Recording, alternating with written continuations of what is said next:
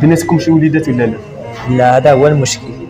دابا المشكله الولاد ما كيصدقوش ليها، والد معها 3 كيضرب ديك 16 شهور 15 شهور ونص كيطيح. هما كيهضروا على هذا الشيء ديال الزواج الخطوبه يمتى شهر 2 شهر 3 كيخرقوا تما. انا الدريه ملي قالوا لي واش بغيتي السي قالت لهم هي. ملي انا قالوا لي واش بغيتيها هذيك هي الصدمه الكبيره. قلت لهم واش غنقول؟ مشيتي عند الناس انت في دارهم وكليتي وشربتي تقول لهم لا؟ كيفاش درتي ليها؟ كنت عرفنا راه ما غاديش يوقع هذا الشيء كامل، راه كنت عرفنا وهضرنا وتلاقينا وهذا ما يوقعش هذا المشكل بطبيعه الحال. اصلا غادي نكتشف داك المشكل وما غتزيدش لقدام وما غاديش نزيدها تما غيسالي داك الشيء. ما غاديش. كنت في واحد الحانوت فيه ولاد البلاد لا ما نسميهم، كنخدم من 5 الصباح حتى ل2 ديال الليل. واش كتعطيها دابا شي نفقه؟ لا كتعطيها لا نفقه لا حيت ما كاينين لا ولاد لا والو. مزيان. ما عطيتيهاش المتعه ديالها؟ داكشي اللي طلبات ليا عطيتو ليها. الله يجعل شي بركه. دونك حتى هي راه بنت الناس كما السلام عليكم خواتي مرحبا بكم في الحلقه من الحلقات سيموشو. عدنا لكم بعد غياب دام لاكثر من 3 أشهر، ومعايا واحد الضيف اللي غيتقاسم معنا التجربه ديالو اللي هو السي عبد العلي. السي عبد العلي مرحبا بك. الله يبارك فيك، شكرا بزاف. يا عبد العلي ممكن تشرفني على راسك وتشرف راسك على مشاهدينا يشاهدوا الحلقه؟ والله يا ودي كنشكروا المشاهدين اللي كيشاهدونا ومرحبا بهم، كنشكرهم بزاف. انا سميتي عبد العالي الرحيل من نواحي شيشاوه. متشرفين. الله يبارك فيك عبد السيمو. السي عبد العالي مريتي من مجموعه من التجارب، وغنمشي معك دقه بدقه. غنبدا معك بواحد التجربه ديال الطلاق. كيفاش حتى تعرفتي على هذه السيده؟ السيده اش غنقول لك، ما تعرفناش كاع. المهم جا داك الشيء على غفله، وراك عارف الزواج ديال البلاد وهذا، مشينا وخطبنا وهذا. من بعد ما ماشي زعما تصاحبنا ولا تلاقينا ولا هضرنا ولا هذه صافي، من بعد تزوجنا وبقى داك الشيء هكاك. المهم داك الشيء علاش ما صدقش اصلا. شحال السن فاش تزوجتي؟ السن نقول طالع في 20 سنه. دابا المشكله تزوجنا باقيين صغار والعقل ما كاينش، وما عارفش كيفاش حتى تزوج كاع اصلا. شحال دوزتي معها؟ نقول شي تقريبا 4 سنين كاع. 4 سنين. بيناتكم شي وليدات ولا لا؟ لا هذا هو المشكل. دابا المشكله الولاد ما كيصدقوش ليها، والد معها 3 كيضرب ديك 16 شهور 15 شهور ونص كيطيح. ما كيصدقوش ليها. هي نقدر نقولوا انه حيت ما كتولج داك الشيء علاش تفرقتي معها؟ لا المهم حيت من بعد ما هذا ما كيصدقوش ليها. صافي هي قلت لها صافي هني راسك وهنينا، ما بغيناش الولاد كاع، خليهم كاع حتى نشوف واش غنديروا. من بعد المهم ناضوا مشاكل وكتمشي لدارهم وكنعاود نرجعها وكتعاود تمشي. صافي حتى انا عييت قلت لها شوفي سيري ولا بقاي. صافي المهم مشات ومرات صافي مشات وانا نسد عليها. صافي بغات ترجع قلت لها ما ترجعيش صافي الله يهنيك. زعما ما كنتوش زعما قبل مصاحبين؟ ما كنتو؟ لا كنا مصاحبين زعما ما غاديش يوقعوا هاد المشاكل. دونك انت ما كتعرفش مزيان وهي ما كتعرفش مزيان، ودخلت المؤسسه ديال الزواج. عاد قلتوا بلاتي عاد نبداو نتعرفوا. دابا المشكله كاين واحد المشكل اللي خلى هاد الاولاد ما يكونوش. شنو هو هذا المشكل؟ هي كانت مقيوسه، كانت فهمتيني، ضربها شي جن الله اعلم ولا داكشي. المهم عندها واحد النص في الجسم ديالها ماشي نورمال. والله يشافيها. امين. شنو تقول لها من هذا المنبر؟ ايوا كنشكرها الصراحه، راه بنت الناس وهذه ماشي زعما، كنشكرها بزاف كنعطيها التحيه من هنا من هذا المنبر هذا، وكنشكرها بزاف وكنطلب منها تسمح لي. حيت فريمون راه ما ساهلاش، فريمون راه دوزتي مع ماشي قليل 4 سنين، راه ما ساهلاش. كيفاش حتى جاتك الفكره انك تزوج بديك السيده؟ الفكره دابا حنا عندنا في ديك المنطقه عندنا هذه الفكره ديال انك تتزوج بكري. فهمتيني؟ الا زعما الا تزوجتي بكري غتولي الاولاد وباقي شاد في راسك. المهم الاولاد غيكبروا وانت باقي شاب. شنو هما الحوايج اللي استفدتي من خلال الزواج ديالك؟ بزاف. بحالاش؟ بحال بنادم صغير وكيتزوج 20 عام 22 كاين اللي 19 كنظن انا بعدا ما كيصلحش، حيت بنادم باقي ما عنده والو، لا دار لا محل لا الفراش لا حتى شي حاجه وكيمشي يتزوج. يعني ماشي كيفاش درتي ليها وهي ملي بغيتي تزوج بها واش قلتي لها راه ما عنديش داري راه ما عنديش؟ هي اصلا عارفه هذا الشيء، هي عارفه هذا الشيء. انت غتزوج 20 عام الناس يلاه كيبداو يخدموا، يلاه كيخرجوا ديك الساعه، ولا باقي كاع كاين اللي باقي كيقرا، يلاه بغى يبدا في الحياه، يلاه بغى يكون راسو وكيمشي يتزوج، ها هو كيهلك راسو براسو. ما قادش على المسؤوليه ومشى تزوج. دونك دابا انت في ديك الساعه ما قادش على المسؤوليه. ايوا بحال ايوا داك الشيء نيت صعيب. ما عندك لا دار لا محل لا والو، راه ما قاد على والو، واش من المسؤوليه قاد عليها؟ وشنو هي ردة الفعل ديال والديك ملي قلتي لهم اودي راه بغيت نتزوج بهذه السيده، واخا بحكم انك ديك الساعه كما قلتي باقي ما عندك لا مسؤوليه لا والو؟ دابا المشكله راه قبل من الزواج كنت خاطب واحد السيده اخرى من العائله، مشينا خطبنا وهذه وخسرت فلوس وهذه، من بعد قلبوا عليا. فهمتي؟ قلبوا عليا وعاد ثاني الوالد والوالده ناضوا قالوا لي كسيدي ملي هادو ردونا ما خصناش نستسلموا، خاصنا هاد السيد خاصنا نجوجو. زعما بحال ديك اللعبه ديال نفقسوهم. دابا بغاو يفقسوهم هما، فقسوني انا.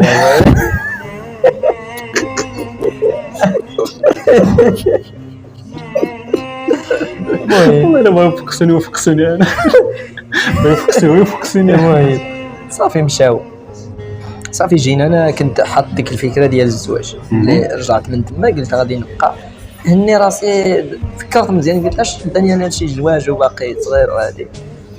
هما سيدي قالوا لي لا، راه شفنا واحد السيده هنا، شفنا هنا راه بين الناس وهادي، دونك هما فارضين عليك تزوج. راه هي هادي اللي بديتي يعني صافي بديتي خصهم يكملوا معاك. اش غدير؟ خصهم يتفرقوا معاك حتى يصيفوا. الله يسمح لينا منهم والله. المهم كان ديك الساعه رمضان في العشيه، قالوا لي سير لبس حوايجك راه غادي لواحد البلاصه. الوالد قلت له ودي فين غادي؟ قال لي ودي راه غادي نمشيو نخطبوا عند فلان. قلت له شكون قال لك شي خطوبه ولا شي؟ انت ما كتعرفها؟ انا ما كنعرفها، ما قلت لهم والو، ما في راسي ما يتعب. قالوا لك نوضها الله نوض راه غنمشيو، راه درنا مع الناس ثلاثه. قلت لهم شوف انا ما درت مع حد، ما غنمشي عند حد. قالوا لي لا خاصك تمشي هادي. قلت لهم اودي انا ما غادي، الا مشيت راه غادي ندير الخاطر الناس بزز حتى نجيو وغادي نقلب عليهم. ومشينا ونفس المشكل، مشينا وهذا ودرنا مع الناس، تعشينا فطرنا معاهم، تعشينا بتنا تما كاع فهموا. استفدت بعدا من العشاء والفطور. المهم هما كيهضروا على هذا الشيء ديال الزواج الخطوبه يمتى شهر 2 شهر 3 كيخربقوا تما. انا الدريه ملي قالوا لي واش بغيتي السي قالت لهم هي. ملي انا قالوا لي واش بغيتيها، هذيك هي الصدمه الكبيره. قلت لهم واش غنقول؟ مشيتي عند الناس انت في دارهم وكليتي وشربتي تقول لهم لا؟ كيفاش درتي ليها؟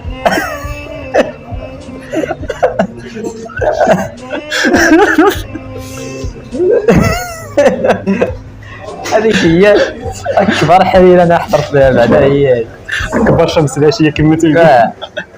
قول لي تغديتو؟ لا فطرنا على رمضان. فطرنا وتعشينا وبدنا تما حتى الفجر تقريبا. عاد هذا النهار جرينا بحال هكا، وملي جينا مع الفجر فقنا انا والوالد والوالده. جينا في الطريق قال الوالد والوالده كيهضروا على الخطوبه، لا نديروها في شهر 2 لا نديروها في 3 لا. وانا نقص قلت لهم شوفوا انا راه غير درت الخاطر لهاد الناس هادو، من بعد راه ما غاديش نرجع عندهم. انا غير درت الخاطر راه حشومه نجي ونقول لهم ما بغيتهاش وفي وجهها وفي وجه والديها وهذا، وما يتخلقوا عليا. الله. دونك انت دابا تزوجتي زواج تقليدي، شحال من مره خدمتي؟ تقول هاد الاولى اللي قلت لك اللي وقع معها المشكل، والثانيه اللي تزوجت بها. دونك انت 2 مرات وانت مزوج. شحال دابا عندك في لاج ديالك في العمر؟ عندي 26 سنه. 26 سنه وتزوجتي اول زواج ديالك في 19 سنه ديالك. يلا كملت في الاخر ديال 19 عام بديت نطلع في 20. المهم بلاتي نقول لك قاعد وقيله في شهر 8 العيد الكبير ديال شهر 8 2017 وبديتي لقيتيها كتقول لها نجي نخطب. صافي صافي من بعد صافي مشينا تقلقوا عليا بطبيعه الحال تقلقوا عليا حيت اصلا هذاك جد ديك البنت صاحب الوالد. صافي تقلقوا ما كيهضرش معايا الوالد والوالده، وكيهضر معايا خويا وواحد واختي وجده. ولحد الساعه علاقتك مع والديك مزيانه؟ صافي نساو داكشي اصلا ديما مزيانه، غير هو ملي تقلقوا عليا واحد تقريبا شي مده ديال 15 يوم صافي بسبب ديك سميتو نقولوا سوء التفاهم. انا ما بصراحه ما مسوقش، قلت يبقاو تما تيهضروا على خاطرهم وصافي. ملي مشيت عند واحد جده ساكنه في واحد الدار اخرى، مشيت عندها هي الدور فيا، قالت لي يا وليدي صاحبك وهذا ودرتي ليهم هذه ومشيتي كتضحك على الناس. ولكن اصلا انت ما بغيتيهاش، حيت راه ما يمكنش تزوج شي وحده وانت ما بغيتيهاش. دابا المشكله ماشي انا ماشي ما بغيتهاش، ماشي ما زويناش ولا هذه، تنهضروا دابا على الزين، ولكن راه ضروري خص بعدا واحد المده ولو زعما بعدا ديك الفتره ديال الخطوبه تعرفوا، تعرفك مزيان، تعرفها مزيان، تعرف شنو كتبغي شنو ما كتبغيش، هي كذلك تعطيها الشروط ديالك وتعطيك الشروط ديالها. هذا هو المشكل اللي كنقول لك كاين. كنت تعرفنا راه ما غاديش يوقع هذا الشيء كامل، راه كنت تعرفنا وهضرنا وتلاقينا وهذا ما يوقعش هذا المشكل بطبيعه الحال. اصلا غادي نكتشف داك المشكل وما غتزيدش لقدام، وما غاديش نزيدها تما غيسالي داك الشيء، ما غاديش نزيد. واش كتعطيها دابا شي نفقه؟ لا كتعطيها النفقه؟ لا حيت ما كاينين لا ولاد لا والو. مزيان. ما عطيتيهاش المتعه ديالها؟ داك الشيء اللي طلبات ليا عطيتو ليها، الله يجعل شي بركه. دونك حتى هي راه بنت الناس كما قلتي لي في الكواليس انك مشيتي لتركيا. عاود لي على هذه التجربه، كيفاش طاحت عليك الفكره انك تمشي لتركيا؟ طاحت عليا الفكره من بعد ما طلقت شي 16 شهور ولا 8 شهور بحال هكا. قلت خاصني نهاجر. قلت شحال وانا خدام هنا وهادي وتزوجت صدق والو ما. قلت غادي نمشي، قلت غادي نجمع شويه د المصاريف وغادي نمشي لتركيا، ومن تما غادي نهاجر لاوروبا. ومشيت وصدق داك الشيء ما صدقش ليا، بقيت تما خفت نحصل بلا فلوس وهادي. شحال دوزتي في تركيا؟ دوزت شهر. عندي 3 شهور في الفيزا، ولكن ما بغيتش نطول حيت ما يصلحش. دوزتي تماك شهر. شنو هما العراقيل اللي صادفتيها تماك؟ بزاف. بحال اش بزاف؟ تصادفنا مع الحبس، تصادفنا مع الاجرام، الشفره تما بالعلالي. وشنو اللي خلاك ترجع للمغرب؟ خلاني نرجع، خلاني هو الصرف، ما عنديش الفلوس. الصرف. دونك ديك الشهر اللي مشيتي لتركيا ما خدمتي ما والو؟ لا خدمت تقريبا سيمانه، ولكن ديك سيمانه ولكن ديك الخدمه عندهم ما غاديش تحمل داك الشيء من 8 الصباح حتى 6:30 ديال العشيه وانت واقف. بما انك دابا عشتي ديك الشهر تماك في تركيا، غتكون عندك بعدا على الاقل واحد التجربه ويلي راه تعلمت شحال من حاجه. بحال اش هاد الحوايج؟ بحال الا خطاوك فلوسك وركابيك مشيتي فيها هزك الماء، كاينش لي عقل عيد. دابا هنا في المغرب كاينه حاجه وحده كنحمد الله عليها، كاينه الحريه. الحمد لله. كتخرج غادي تاكل اللي بغيتي والمعيشه كلشي كاين، كلشي موجود، كاين الخير. اما في تركيا واخا كيقول لي ديك بلاد متقدمه وهذه ما حتى شي حد ما يعقل عليك سن.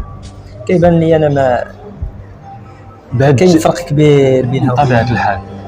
شنو غتقول للدراري اللي تيقولوا خصنا نمشيو لتركيا، خصنا نمشيو على البرا، راه الداخل راه المغرب ما فيه ما يدار، خصنا نمشيو لهيه، خصنا نمشيو لهيه؟ شنو تقول لهم بحكم التجربه ديالك اللي دوزتي في تركيا؟ غادي نقول لهم اللي بغى يمشي يمشي الله يسهل عليه، ولكن يدير واحد الفكره في راسو اللي يعول على راسو وعلى فلوسو. عنده الفلوس معول على راسو، صحيح هو هذاك يمشي، ولكن يعول على فلوسو وما يعولش على شي واحد يتسافت ليه ولا يسلفو ولا هادي ولا. عنده الفلوس يدير فلوسو في الكونت ديالو، يمشي الله يسهل عليه ويرد البال من راسو. حيت برا صعيب كما قلت، صعيب وصعيب بزاف. تقدر تخرج للزنقه وما ترجعش، تخرج في تركيا تما مع ديك 9 الليل ل 10 الليل، تخرج يديريو فيك وما ترجعش، انت مشيتي.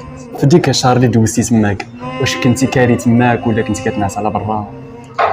لا كاريين، لا كاريين، كتكري باياص ب 70 اورو، ولكن ما هي سكنه ما والو، غير باش تعديو صافي حتى تتلقى ما احسن، دوز ولا ترجع ولا شوف الله اش دار. اما زعما باش تمشي تما تكون غادي نكريو ونرتاح وهذه ما غترتاح ما والو، حيت واحد حداك كاري الفاياس حتى هو راه كيكمي تما كيشرب تما كياكل الفانيت حداك منوض الصداع، ما تقدرش تنعس وترتاح كما بغيت. شي داخل شي خارج، الضوء شاعل من المغرب حتى للصباح، صعيب فريمون. غير باش ديباني باش دوز ولا شوف واش غتدوز ولا واش غترجع حالك ولا، حيت ملي تسالي لك الفيزا راه غترجع ما عندكش شي حل. دونك انت عندك الفيزا ديال شهر 3 شهور 3 شهور وجلستي تما كان شهر. علاش ما جلستيش 3 شهور؟ كان كيبان لي غادي نزيد نخسر وانا ما عنديش الفلوس باش نمشي. الا كاع بغيت نمشي خصني شي فلوس باش ديال الحراقه وهذه باش ندوز. عندي شي حاجه قليله الا جيت نمشي على رجلي غادي نخسرها ونقدر ما نوصلش ونتكرفص وهذه 100% ما غاديش توصل، حيتاش دابا القضيه مزيره في التوالي الاخرى زايره بزاف. كان قبل كانوا الناس كيمشيو غير 5000 درهم كافيه ويدوز من تركيا، قطع الطياره وهذه تشيط ليه واحد 5000 درهم غادي يتقدى المسائل ديالو وغادي يزيد. دابا القضيه قصحت زايره بزاف وهذه فريمون صعيب. انت دابا مريتي مجموعه من التجارب، كتجربه ديال الطلاق والتجربه ديال مشيتي على برا لتركيا، شنو استفدتي من هاد جوج تجارب اللي دوزتي؟ بزاف، كنعاود نقول لك راه استفدت بزاف. الزواج بنادم واحد الحاجه ما موفرش لها لا سكن لا هادي لا هادي، ما يتزوجش، ما خصوش يتزوج. وكذلك ومثال مع الهجره، خاصك عاوتاني حتى هي راه بغات توجد ليها مصاريف ديالها، توجد فلوس وهذا وتعرف اش كدير وسير. انت دابا عندك كما قلتي 26 سنه ودوزتي هاد التجارب، راه فريمون راه شنقول لك شي حاجه صعيبه، صعيبه صراحه الله. عبد العالي، بحكم هاد جوج تجارب اللي دوزتي ديال الطلاق والحريق، كلمه اخيره ديالك للناس اللي بغاو يحرقوا ولا بغاو يتزوجوا؟ اش غنقول لك، الناس اللي بغاو يتزوجوا اللي عنده السكن ديالو، المحل ديالو خاص به وعنده مسائل ديالو، يعني ما يتسناش شي واحد والد ولا هادي ولا هادي يعول على شي واحد، ولا يمشي يتزوج، عنده دارو عنده خدمته يمشي يتزوج. تكون عنده غير 20 عام عنده الدار عنده هادي يمشي يتزوج. كما قال الرسول صلى الله عليه وسلم: من استطاع منكم الباءة فليتزوج. عبد العالي، عاود لي شحال فاش خرجتي القرايه؟ خويا السيمو خرجت في المستوى السادس الابتدائي. المهم خرجت من المدرسه على قبل ما بقاش، كنت غنمشي ديك الساعه نطلع في 7 وكان بعيد عليا الحال، خاصة مصاريف وهذا، احنا ما في حالناش كما كنقولوا. وكيفاش جاتك الفكره انك تجي للمدينه؟ جاتني الفكره قلت غادي نخدم، خاصني ما كنقراش ما والو، خاصني نمشي نخدم. المهم اول خرجه مشيت للكوالا العاونات، صافي مشيت تما خدمت في واحد الفيرما تما فيها بكر وهذا، خدمت واحد المده ديال 3 شهور وتماره والعذاب. شنو خدمت؟ خدمنا كنا كنوكلوا دوك البهايم في الفيرمات. هي العجوله والحواله وداك الشيء. صافي ومن تما دوزت 3 شهور رجعت عاوتاني للبلاد. اها من بعد رجعت جيت لكازا. طلعت الليسانس فيها. اها صافي طلعت تما بقيت خدمت من هنا لهنا، من القهوه للقهوه، من المحلبه للمحلبه الحوان، بقيت هكا ديبان. اي من هنا لهنا. المهم دوزت شحال من مهنه، شحال من حرفه، شحال من بعد نعست في الشارع. اها عاودني لنا على التجربه ديالك ملي عستي في الشارع، باش حسيتي؟ باش غنحس المهم كيمشي لك الخوف، كتبقاش تحس، صافي تيبقى قلبك كالحجر. صافي كيبان لك صافي راه خرجتي لواحد الحاجه اللي اكفس حاجه لي هي صافي راه صافي. ناسنا في الشارع عينا وعاودنا خدمت في الحوال. تخيل معايا كنت في واحد الحانوت فيه ولاد البلاد لا ما نسميهم، كنخدم من 5 الصباح حتى ل2 ديال الليل. 5 الصباح حتى ل2 اييه حتى ل2 ديال الليل، وهما 2 كيجي واحد مع 5 كيمشي مع الوحده، وكيخدم الاخر من الوحده حتى ل2 كيتناوبوا. هما 2 خوت وانت خدام. انا من 5 حتى ل2 صعيب والله. حتى المهم ضربت واحد 3 شهور فيها، ما بقيتش كنسمع بزاف، طانسيو طاح. حس فريمون من 5 حتى ل2 راه صعيب. قلت مشيت عند واحد الدري ولد البلاد حتى هو، قلت له ودي اش كاين واش كاين. قال لي يلاه نمشيو للفارماسيان نعبروا الطانسيو وتشوف اش داكشي. ملي مشينا عبرنا قالت لي هذيك ولات الفارماسيان، قالت لي اش كدير، اش كليتي شي حاجه، فاش خدام؟ قلت لها خدام، هاش كاين. قالت لي راه غادي تصوتي راسك، غادي تخرج على راسك، سير ما هاد الخدمه راه ما تليقش لك، راه بزاف ما كتنعسش. وغنسولك واحد السؤال غيكون شويه شخصي شويه. شحال كنتي كتشد في ديك التجاره من المده ديال 5 الصباح حتى ل2 الليل؟ اش غادي نقول لك واش ما بين 16,000 درهم، من 16,000 ل 20,000. قاصحه والله يلا. بزاف قاصحه. المهم في الاخر صافي مشيت ملي جيت من الفارماسيان، مشيت للدار، كاين ليا بيت تما في ليساسفا كنجلس فيه. صافي ملي هذا مشيت للدار، ملي رجعت في العشيه نعس، ملي رجعت حتى ديك 4 ديال العشيه. المهم مع الناس كيعرفوني تما، قالت لي واحد المراه عطيني واحد شي دانون من الثلاجه، قال لي وين قزموا الدري اللي خدام معاه، قال لي غير سير انت ما بقيتيش خدام معاه، قول لي من الخير. زعما ديك القضيه زعما راك ملي ما جيتيش راه. قلت لي ماشي مشكل، حتى انا دابا غير خلصني غادي نمشي بحالي، حتى انا راه ما جيتش باش نخدم. وما ما فكروش بديك التمارين كضرب من 5 الصباح حتى ل2. عرفتي من 5 الصباح حتى ل2 راه واخا تكون ما نعرف شنو فريمون بزاف. صافي المهم هو يقول لي راه كنتي كتشفرني. تامك. قال لي راه كنتي كتشفرني هذه. المهم ما بغاش يخلصني داكشي اللي بقى.